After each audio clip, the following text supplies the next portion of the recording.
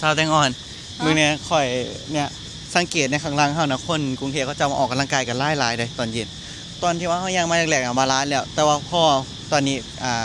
มืดแน่นะออกหลายกว่าเก่าแมนหลายแฮงโอ้คนกรุงเทพเขาเจ้าแบบอันนี้เลยเนาะฮักสุขภาพสุขภาพไปเลยขนาดวันนี้เป็นวันทำงานเนาะเพราะว่าเป็นวันพุธนั่นเองโอ้แสดงว่าถ้าวันหยุดน่ะเสาร์อาทิตย์คนหลายกว่านี้แม่นบ่โอ้วันเสาร์อาทิตย์น่ะคนหลายนะแต่ก็บ่ค่อยได้มาช่วงหลังๆเพราะว่าอยู่ตั้งแต่ลาดพร้าวนะเพื่อสิมาฮอดพี่มันกระโดดอยู่ก็เลยบ่ค่อยได้มาแต่ว่าแอบกระซิบเนาะถ้าใครได้แฟนพลังเนี่ยมาออกกำลังกายอยู่นี่เด้อเพื่อสิไปสะดุดแข้งสะดุดขาเขาเจ้าเนาะเว้ยเอาละเสียงอีหยังเสียงจิ้งรีดจิ้งนายอุดมสมบูรณ์แท้อีหลีปลากรุงเทพเฮ้ยเสียงจริงจันจักจันจักจันบ่จักจันโอ้อยู่บ้านเฮาบ่ได้เรือได้เสียงดังแบบนี้ว้ายมาติดแล้วโอ้ฝนหลายแฮงโอ้ยมุนกล้องให้เบิ่งนี่กามุนบ่มุนบ่ได้บ่โอ้มันได้อยู่เต็มอยู่เนี่ยโอ้ทุกคนให้เบิ่งบรรยากาศเด้อตอนกลางคืนโอ้โหงามแฮงเนาะบ่คนนี้เนาะงามอีหลีแม่ทุกคนอันนี้ติดใครก็ต้องขออนุญาตด้วยนะคะหนูไม่ได้มีจุดประสงค์อะไรหรอกนะคะแต่ว่าอยากให้เห็นว่ามันสวยงามมากเห็นว่าคนที่วิ่งอยู่ตอนนี้คือรักสุขภาพมากสุดยอดมากๆจริงนี่เฮากระเดินนี่ก็เป็นการออกกำลังกายคือกันเด้นี่เนี่ยเขาจะเดินอ้อมแล้วนะเพราะว่าตอนนั้นก็อยู่ตรงเป็ดใช่ไหมถ้าเดินไปอีกนิดนึงก็อ้อมแล้วเครื่องแล้วแมนเครื่องแล้วทั่วแล้วแต่ว่ามื้อนี้น่ะเดี๋ยวจะพาบ่าวคนนี้ไปเบิ้งสกายวอล์กใช่เคยไปยังคนนี้เคยไปแต่กลางวันยังไม่ทันเคยไปกลางคืนครั้งแรกที่ไปตอนเย็นเนี่ยตื่นเต้นได้เพราะว่าอยากไปตอนเย็นหลายรอบแหละแต่ว่าโดยความที่ว่าเหตุงานไม่ค่อยว่างแต่ว่ามื้อนี้แตงอ่อนสิพาไปชมวิวสวนเบญจกิติเนาะอยู่สกายวอล์กที่ว่ามีไฟนะเคยเห็นในเน็ตครั้งแรกที่ได้ไปแล้วเดี๋ยวมื้อนี้สิพาบ่าวคนนี้ไปเนาะทุกคนบอกได้เลยว่าโอ้โหบรรยากาศสวยงามบ่าวคนนี้บอกเลยว่าแต่งนะเบิ่งในนี่นะงามเบิ่งในกล่องนี่นะงามแฮงโอ้โหบรรยากาศกรุงเทพตอนเย็นบอกเลยว่าเป็นอย่างที่แบบว่าคนดีมากที่สุดเลยแต่เบิ่งตอนแรกน่ะด้วยความที่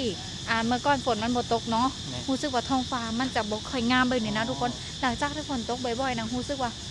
บ่ท้องฟ้ามันรู้สึกว่าท้องฟ้าเปิดเนาะเปิดบ่ค่อยมีโล่งเลยทุกคนโล่งเหมือนเงินในกระเป๋าตังค์เราเลยโล่งโจ้งปะโล่งโจ้งเลยโล่งโจ้งเลยสิ้นเดือนสิอันนี้บ่ได้ไม่สิ้นเดือนนะต้นเดือนนี่ก็สิ้นใจแล้วเพราะไหนจะต้องจ่ายค่าห้องค่าน้ำค่าไฟโอ้ my god ถ้าตรงนี้อย่างทางนี้ไหมมันจะได้แบบไอ้นี่จะได้บรรยากาศริมแม่น้ำที่สวยๆอย่างนี้โอ้โหสวยงามมากจริงโอ้คนวิ่งเยอะมากเลยเนาะบ้านคนนี้เนาะถ่ายคลิปไว้ถ่ายก่อนเขาก็บ่เคยเห็นบรรยากาศตอนกลางคืนแบบงามแห้งบอกได้เลยโอ้โหสาวแตงอ่อนข่อยบ่เคยมาอย่างตอนเย็นนะบอกกับตรงเลยแม่นบ่แม่นตอนนั้นเขามาถ่ายคลิปอย่างนี้แต่ตอนบ่ายบอกได้เลยตอนกลางคืนงามแห้งเนาะเมื่อนี้เขาจะเปิดไฟแล้วให้เห็นความเจริญนะแม่นแล้วกรุงเทพก็จะออกกำลังกายหลายแบบนี้ตลอดประจำโอ้ยหลายโดยเฉพาะวันเสาร์อาทิตย์นี้ยิ่งหลายแห้งพอเนี่ยไทยตีเป็นเนเดอร์เพื่อที่ออกกำลังกายเนาะมื้อนี้ซ้ำมีบุญมีงานแม่นเชื่อไหมทายุบันเฮาปัดนี่นะรับแล้วแม่นเริ่มกินข้าวแรงสิข้าวนอนแล้วแม่นทุกคนเริ่มกินข้าวแรงแล้วก็สินอนแล้วเนาะแต่ว่าอยู่นี่นั้นยังคือคืนอยู่เบิ่งแม่โอ้โหมองไปทางไหนกันโอ้บรรยากาศตึกคอยบอกตามตรงเลยเคยได้ยินแต่ว่ากรุงเทพเมืองที่บ่เคยรับไหลแต่ไปหูตอนนี้ละทุกคนตอนที่ว่ามาอยู่ไทยมาเฮ็ดงานอยู่ไทยเดี๋ยวละแม่นบ่แม่นมื้อนี้พอเมิดปุ๊บท้องฟ้าเมิดปุ๊บตึกเริ่มเปิดแสงไฟเต็มละแล้วก็บ่เคยรับไหลนำแล้วก็ตั้งแต่แต่งมาอยู่ในกรุงเทพนี่ก็บ่เคยเห็นไฟดับเลยเด้อแม่นอีหลีบ่เคยเห็นไฟดับก็เลยยังอยากถามว่ามันมีตรงไฟดับย้อนบ่หั่นน่ะมีแม่นอยากฝากถามเนาะพี่น้องฟังไทยว่าเป็นยังอยู่กรุงเทพเขาเจ้าคือบ่คอยไฟดับโมเมนต์บ่คอยบ่มีไฟดับเลยบ่เคยเห็นอีหลีนะตั้งแต่แต่งมาแต่บ่เคยสัมผัสว่าไฟดับเลยเจ้าก็ตั้งแต่เคยมาบ่เคยเห็นเลยแม่นบ่บ่เคยเห็นเลยคือกันเลยแบบบ่เคยเห็นแบบว่าไฟดับทั่วกรุงเทพเลยอีหยังแบบนี้นะบ่เคยมี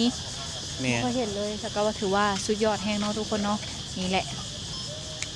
สวยงามอีหลี เอ้าขับบริโกรลองกินวัดซุยหลินที่เมืองโกลักอะไรอ่ะแสดงว่าอยู่ต่างประเทศบ่ โกลัก ซื้อแปลก อยู่ไทยนี่แหละ ๆแม่นบ่โอ้ เทพเจ้าแห่งดวงอาทิตย์อ๋อเทพเจ้าแห่งดวงอาทิตย์ปะอันนี้ว่าแม่แหละน่าจะต่างประเทศโอ้ทุกคนบอกเขานี่เบิ่งแม่ตอนกลางคืนฮะนะคือแบบคือตอนกลางเว้นเลยเนาะสว่างสวัยไปเบิดแถมอยู่ในส่วนก็มีกล้องวงจรปิดเลย เราแบบแสงไฟเนาะเขาจับแบบพอกินเหนียวไฟเลย ขนาดว่าประเทศเขาเจ้าแบบ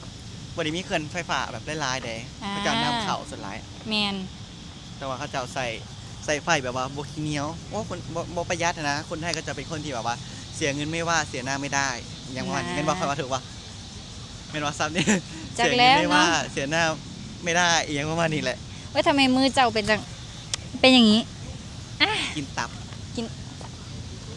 คุชน่ากลัวเชียวนี่เห็นบ่ เพิ่นก็มีจะมีรอพอแบบตรวจตลอดเลย โอ้ ความปลอดภัยแมนหรือเราสามารถไปทางนี้เดี๋ยวนะไม่แน่ใจว่ามันทะลุไปทางไหนได้ ขอโทษนะคะหนูอยากไปตรงสกายวอล์กนั้นตรงทะลุตรงไหนได้ปะอ๋อเลี้ยวซ้ายข้างหน้าเหรอขอบคุณค่ะ ครับ ไปทุกค คน นนี้ต้นไม้ขยุงหรือเปล่าหรือว่าไม้ดูคอยเคยไปปลูกต้นไม้อยู่ในวัดแล้วเขาเจ้าซ้อนคอยเบิ่งเนี่ยอ๋ออันนี้ต้นไม้ดู หรอ ไม้ดู มั มัน น เบิ่ สี งจัง แหล ใด มๆถ้าไม้ขยุงเขาจะว่ามันสิเป็นกลม อ๋อ ๆไอ้มันเนี่ยแล้วแหลมๆเนี่ยไม้ดู อืมต้นโพก็มีนี่ไปทุกคนเดี๋ยวเราจะพาบอกคนนี้ไปเดินสกายวอล์กนี่แหละเนาะ ตื่นเต้นแล้วตอนเนี้ยยางบ่หอจักเทื่อน่ะสวนคือไม่ใหญ่กระดอกกระเดียดแท้ ใหญ่กว้างแฮง กว้างแห้ง แม่น